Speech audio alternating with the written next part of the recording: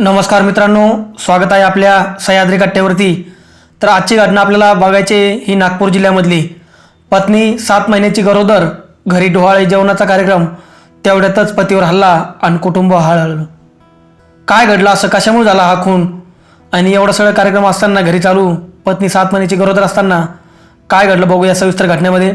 नागपूरच्या इमामवाडा पोलीस ठाण्याअंतर्गत येणाऱ्या इंदिरानगर परिसरात किरकोळ वादामधून गुन्हेगार पिता पुत्राने मिळून शेजारच्या तरुणावर चाकूने वार करून हत्या केली। या घटनेनंतर संपूर्ण परिसरात भीतीचे वातावरण पसरले। या घटनेची फिर्याद मिळाल्यानंतर पोलिसांनी दोन्ही आरोपी विरुद्ध खुनाचा गुन्हा दाखल करून पुढील तपास सुरू केला। नागपूर शहरात फेब्रुवारी महिन्यात सुरू झालेल्या हत्येची मालिका थांबण्याची चिन्हे दिसत नाहीये।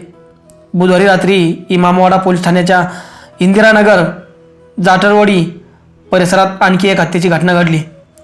आरोपी शिरू उर्फ शंकर राठोड याने त्याचा मुलगा ऋतिकसह शेजारी राहणाऱ्या महेश बावणे नावाच्या तरुणाची चाकूने भोसकावून हत्या केली।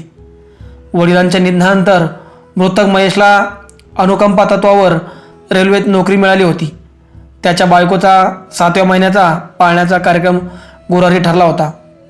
बघा मित्रांनो, वडील वारले होते, वडिलांच्या जागी महेशला रेल्वेमध्ये नोकरी लागली होती अनुकंपा तत्वावरती, आणि आता बायकोला 7वा महिना लागला होता आणि डोहाळे जेवणाचा कार्यक्रम ठरला होता गुरुवारच्या दिवशी। आणि या कार्यक्रमामुळे त्याच्या घरी परिसरातील लोकांची गर्दी ही खूप जमा झाली होती। शेजारी राहणाऱ्या महिलेने लॉकडाऊनच्या काळात आरोपी शेरू आणि शंकर राठोड यांच्याकडून व्याजाने पैसे काही घेतले होते। शंकर हा अवैध सावकारी करत असून त्याच्यावर यापूर्वी हत्या, प्राणघातक हल्ला असे गुन्हे दाखल असल्याने सांगण्यात येते। शंकरकडून पैसे उधार घेतलेल्या महिलेची मुलगी मृतक महेशच्या घरी त्याच्या पत्नीला मेहंदी लावण्यासाठी आली होती। यावेळी शंकर दारूच्या नशेत मृतकाच्या घरी आला आणि त्याने मुलीला शिवीगाळ करत धमकावणे सुरू केले। मात्र घरात पाहुणे बसले असल्या कारणाने महेश शंकरला शिवीगाळ करू लागला। असे करू नको, असे बोलू नको असे सांगितले। त्यानंतर शंकर त्याच्या घरी गेला आणि मुलगा ऋतिकसह चाकू व रिव्हॉल्टर घेऊन महेशच्या घरी पोहोचला, जिथे ऋतिकने महेशला मागून पकडले आणि वडील शंकर यांनी महेशला चाकूने भोसकावून ठार केले। बघा मित्रांनो, थोडंसं क्षुल्लक कारणावरून शिवीगाळ करता त्याच्या मुलीवर शिवीगाळ करत होता तो। हा फक्त शांत बस म्हटल्याने थोडंसं पाहुणे आलेले तेवढ्याने त्याला राग आला। क्षणभरात तो घरी गेला, स्वतःच्या मुलाला घेतलं, चाकू घेतला, रिव्हॉल्वर घेतली आणि परत महेशच्या घरी महेशचा खून करण्यासाठी निघाला आणि त्या घरी जाऊन महेशला चाकू घुसून त्याला तिथे ठार केले। त्यानंतर त्यांनी घटनास्थळावरून पळ काढला। महेशच्या कुटुंबियांनी परिसरातील रहिवाशांच्या मदतीने त्याला शासकीय वैद्यकीय रुग्णालयात नेले, मात्र तपासणी दरम्यान डॉक्टरांनी त्याला मृत घोषित केले। या घटनेनंतर संपूर्ण परिसरामध्ये भीतीचे वातावरण पसरले होते। काही दिवसापूर्वी मृतकाच्या वडिलांचा अपघाती मृत्यू झाला होता। त्यानंतर मृतकाला त्याच्या जागी रेल्वेत नोकरी लागली। घटनेच्या दुसऱ्या दिवशी 7व्या महिन्याचा कार्यक्रम पाळण्याचा आनंद शोकाकात बदलला। इतका कार्यक्रम मोठा, 7व्या महिन्याचा, सगळे पाहुणे रावळे, शेजारी पाजारी, सर्व घरात आनंद आणि सर्व घराची गर्दी। पण हा सगळा आनंद एक शोकामध्ये बदलला आणि होत्याचं नव्हतं झालं आणि एक वातावरण सगळं चेंज झालं। या हत्येप्रकरणी पोलिसांनी आरोपी पिता पुत्रावर गुन्हा दाखल केला आहे आणि त्याचा पुढचा शोध पोलीस उपाधीक्षक त्या पोलीस स्टेशनचे त्या हद्दीमधले ते आता सुद्धा पुढं करत आहेत। दोघा बाबलेकांना आता तुरुंगामध्ये टाकलेलं आहे।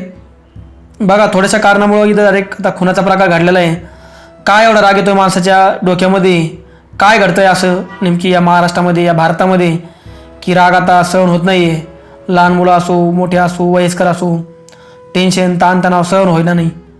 कशामुळे घटना वाढत आहे? थोड्याशा रागाच्या भरामधून आता डायरेक्ट खुनाचं प्रकरण इथं घडलेलं आहे। थोडंसं रागाला कंट्रोल केलं असतं ते खून झाला नसता। आता आपल्याला ज्याला जाऊन बसायला लागलं नसतं। आता खून करून आपण ज्याला आलेलो आहे, आपल्या मागचं कुटुंब आता हे वाऱ्यावरती आलेलं आहे, उन्हात पडलेलं आहे। त्यांच्याकडे कोण बघेल याचा विचार या लोकांच्या मनात अजिबात येत नाही। आणि या रागवृत्तीच्या लोकांपासनं, वासनेच्या लोकांपासनं आपण होतावेपर्यंत दूर राहिलेलं चांगलं मित्रांनो. कारण हे माणसाचा कधी घात करतील याचं सांगता येत नाही, यांचा भरोसा नसतो. त्यामुळे आपली काळजी घ्या आणि अशा लोकांपासून लांब राहा. आता पत्नी 7 महिन्याची होती, गरोदर, घरी जेवणाचा कार्यक्रम सगळं, आणि पतीवर हल्ला झाला. त्याच्या पत्त्या मयेचे आई वडील तर वारले होते. आई, त्याची बायको, सासू सर्व घरामध्ये असताना अशी घटना घडणं म्हणजे खूप मोठी गोष्ट आहे. आणि एवढ्या खुशीचं एक वातावरण सगळं तिथं दुःखामध्ये रूपांतर झालं त्याचं. आणि असं घटना या जास्त वाढत चाललेल्या महाराष्ट्रामध्ये, ह्या कुठेतरी कंट्रोल व्हायला हव्या.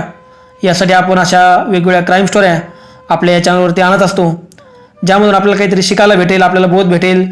आपण सावधगिरीने राहू आणि आपलं सुखी आयुष्य आपण जगू, ह्या हिशोबाने आपला हा एक दिनक्रम चालू आहे. तर धन्यवाद मित्रांनो. तुम्हाला काय वाटतं या स्टोरीबद्दल आपल्याला कमेंटमध्ये कळवा. आणि अशाच आपल्या वेगवेगळ्या नवीन स्टोऱ्या बघण्यासाठी चॅनलला सबस्क्राईब करा. धन्यवाद. आपण भेटूया पुढच्या स्टोरीमध्ये. तोपर्यंत काळजी घ्या आपली व आपल्या कुटुंबाची.